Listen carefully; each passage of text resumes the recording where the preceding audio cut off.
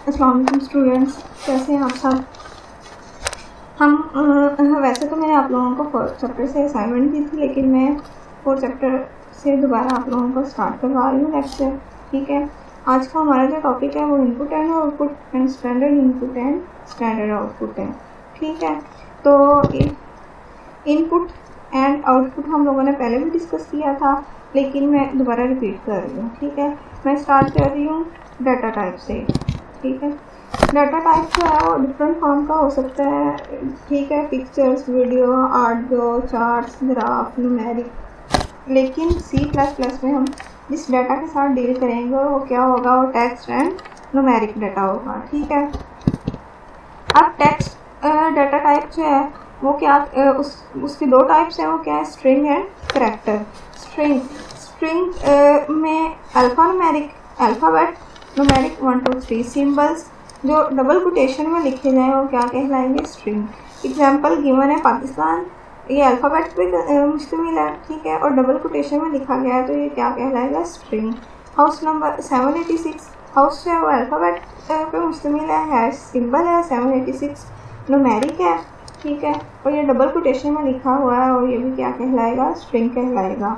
Result alphabet है, equal का sign जो है वो सिंबल है और डबल कोटेशन में लिखा हुआ है तो ये भी स्ट्रिंग कहलाएगा। कोई भी चीज़ मीन्स अल्फ़ा न्यूमेरिक हो, सिंबल हो, सिंपल न्यूमेरिक हो, वो डबल कोटेशन में लिखा जाए तो वो क्या कहलाएगा, स्ट्रिंग। और जो C++ में होता है, डबल कोटेशन में जो चीज़ भी लिखी जाए वो एज इट इज़ स्क्रीन पे आउटपुट के तौर पे डिस्प्ले होती है। ठीक है, नेक्स्ट जो टेक्स्ट की डाटा टाइप है वो है करैक्टर डाटा टाइप।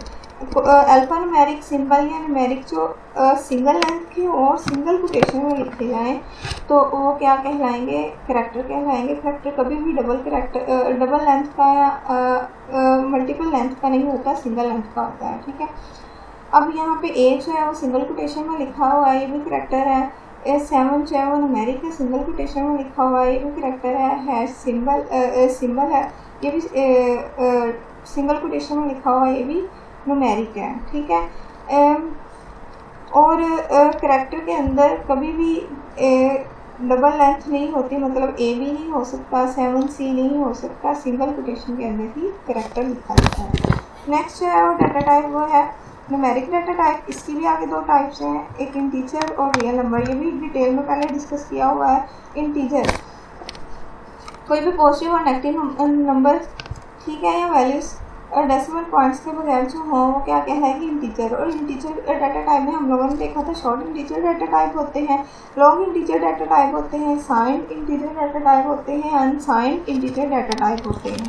ठीक है, और हर डाटा टाइप, मतलब शॉर्ट इंटीजर डाटा टाइप हो, लॉन्ग इंटीजर डाटा टाइप हो, इन सब के डिफरेंट साइजेस होते हैं।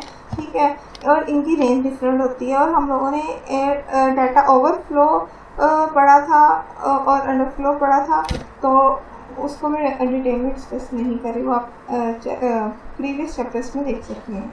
आगे है फ्लोटिंग पॉइंट डाटा या रियल नंबर। पॉजिटिव और नेगेटिव नंबर्स जो हों डेसिमल पॉइंट के साथ वो क्या कहलाएंगे, रियल नंबर या फ्लोटिंग पॉइंट डाटा।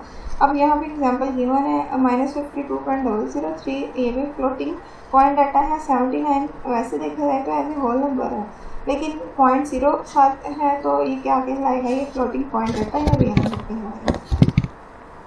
कोई भी चीज़, कोई भी इंस्ट्रक्शंस या कंप्यूटर को कुछ भी जो दिया जाता है वो क्या कहलाता है, इनपुट कहलाता है। ठीक है, अब इन कंप्यूटर को इनपुट देने के डिफरेंट वेज हैं, डिफरेंट डिवाइसेस हैं, इनको भी डिस्कस किया था।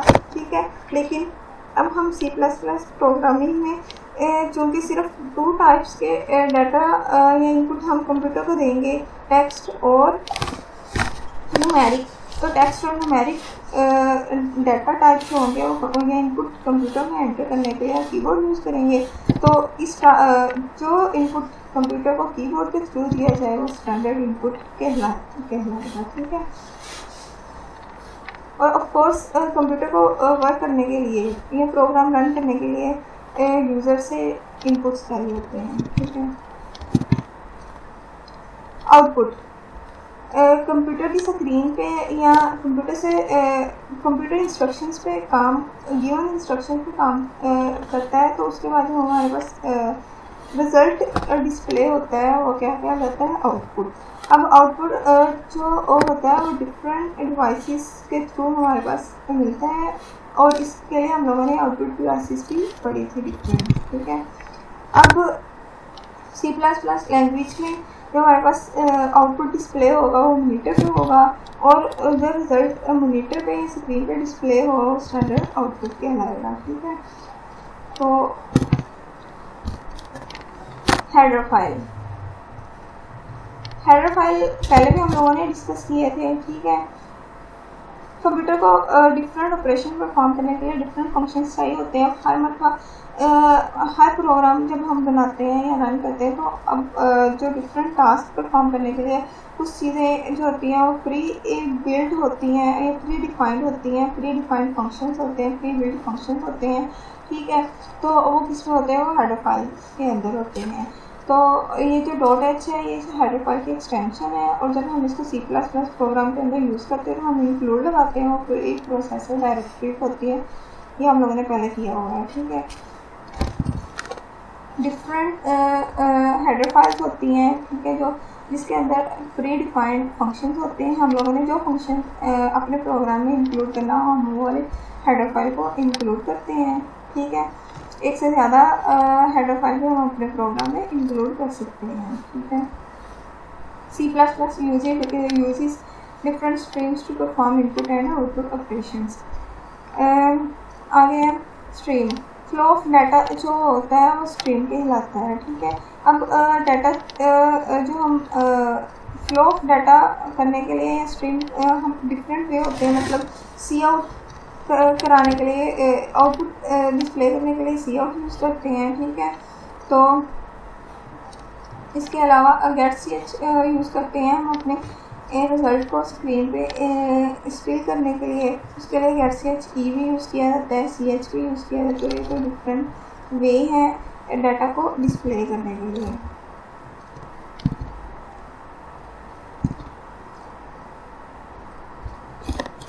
अब हेडर फाइल डिफरेंट हम इंक्लूड कर सकते हैं।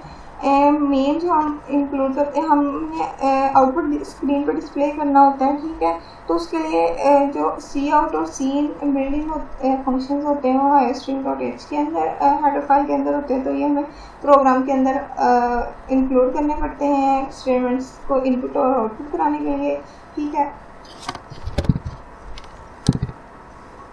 अगेन स्टैंडर्ड आउटपुट जो आउटपुट मॉनिटर के ऊपर डिस्प्ले होता है वो स्टैंडर्ड आउटपुट कहलाता है। और आउटपुट को डिस्प्ले करने के लिए जो हम ऑब्जेक्ट यूज़ करते हैं वो सी आउट स्ट्रीम यूज़ करते हैं स्टैंडर्ड आउटपुट को डिस्प्ले करने के लिए, ठीक है। सी आउट जो है वो कंसोल आउटपुट भी कहलाता है।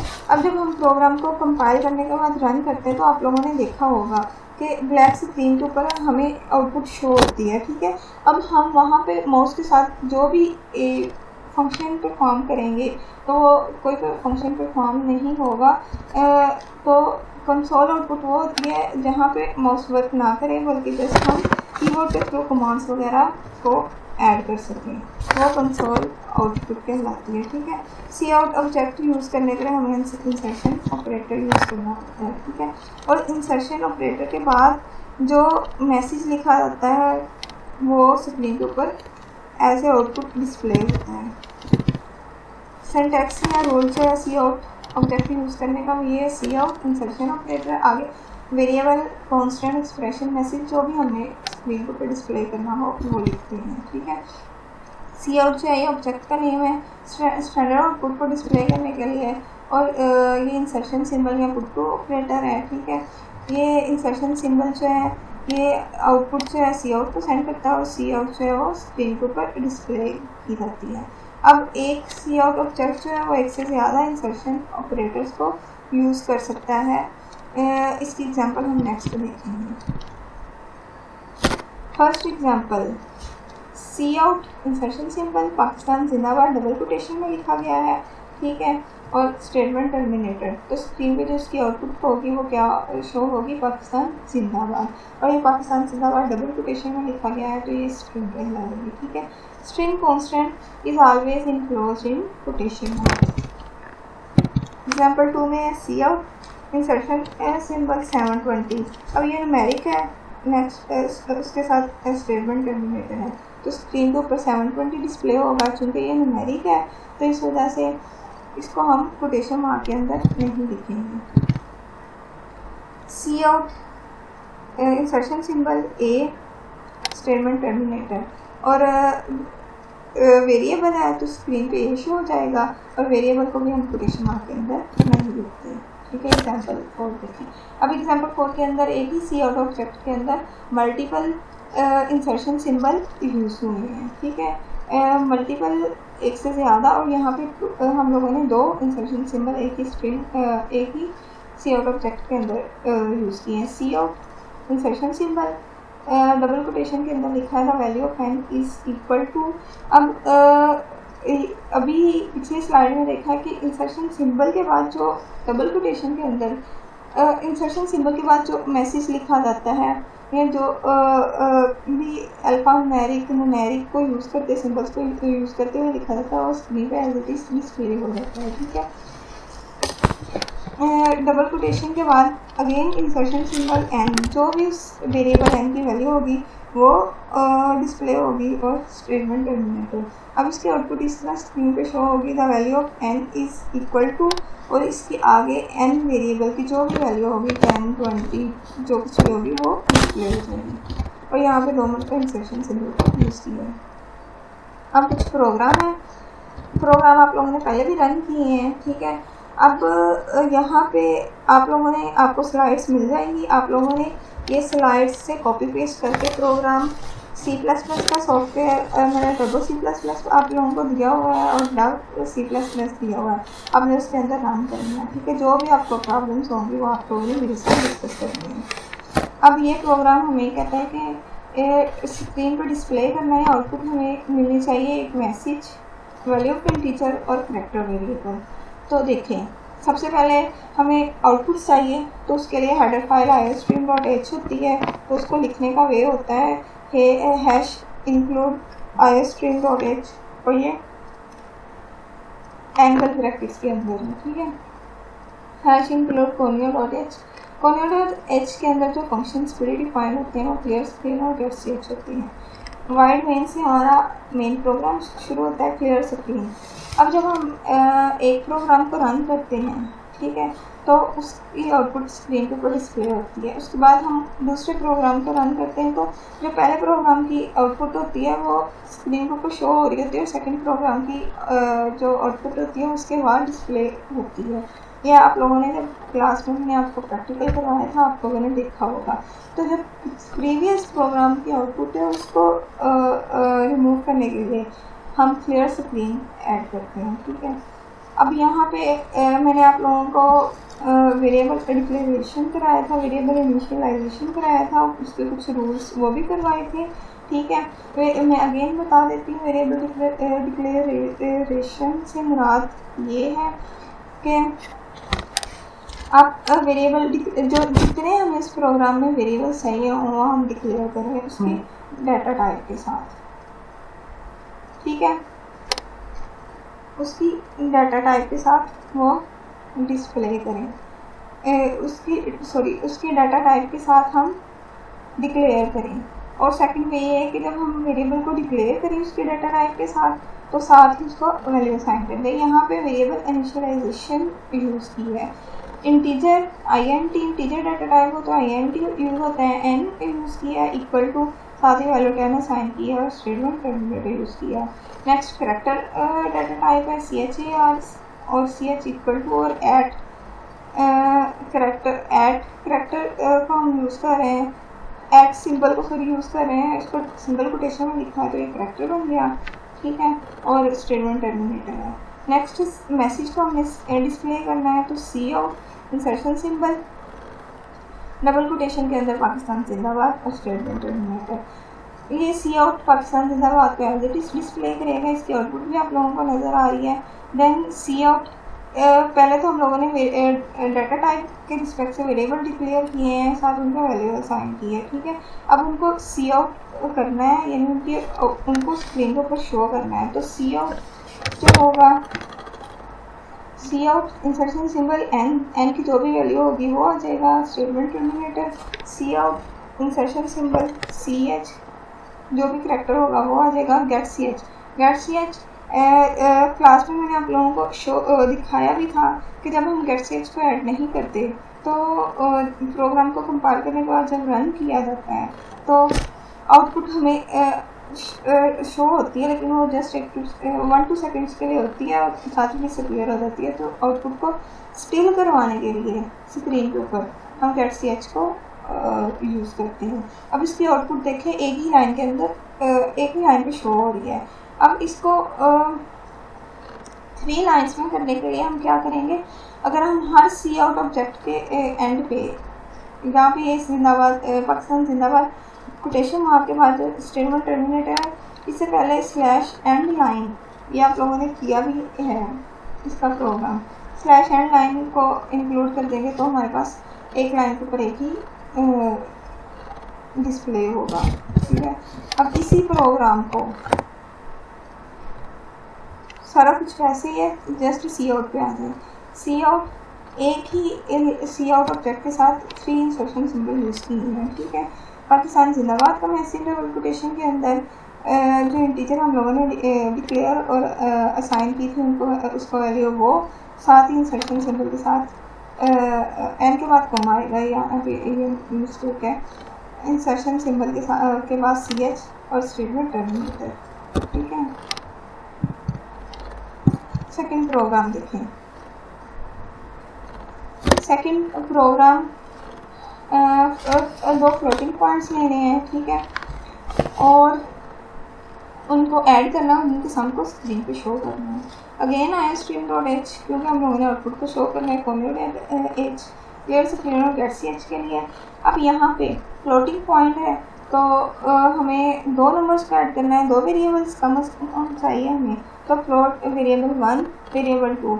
अब यहाँ पे हमने सिर्फ वेरिएबल डिक्लेयर किए हैं, इनिशियलाइजेशन नहीं कर रहे, और साथ ही थर्ड वेरिएबल रिजल्ट को डिफाइन किया है, रिजल्ट को डिक्लेयर किया है, उसको आगे डिफाइन करेंगे वो कैसे है।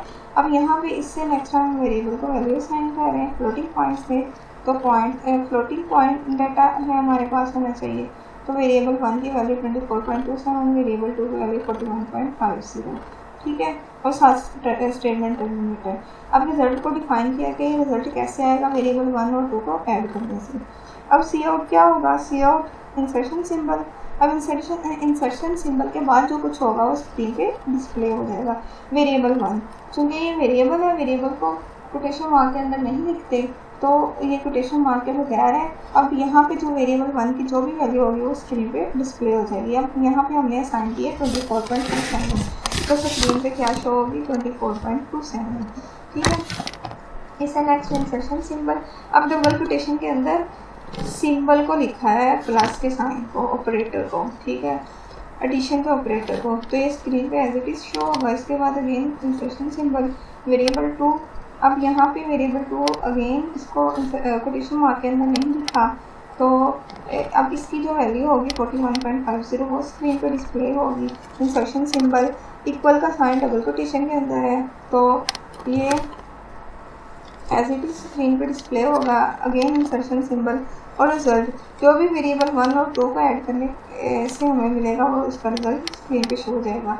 अब इसकी आउटपुट स्क्रीन आपके सामने है, वेरिएबल 1 की वैल्यू है प्लस वेरिएबल 2 की वैल्यू है, इक्वल का साइन और जो भी इसका रिजल्ट है ऐड करने के बाद वो स्क्रीन पे शो होगा। अब इस प्रोग्राम को एक और वे से भी किया जा सकता है, ठीक है, यानी हम पिछले जो प्रीवियस ये प्रोग्राम था इसमें हमने पहले 3 वेरिएबल्स डिक्लेयर किए हैं, देन 2 वेरिएबल्स को वैल्यू असाइन की है, थर्ड जो वेरिएबल डिक्लेयर किया था उसको डिफाइन किया था और उसकी आउटपुट की थी।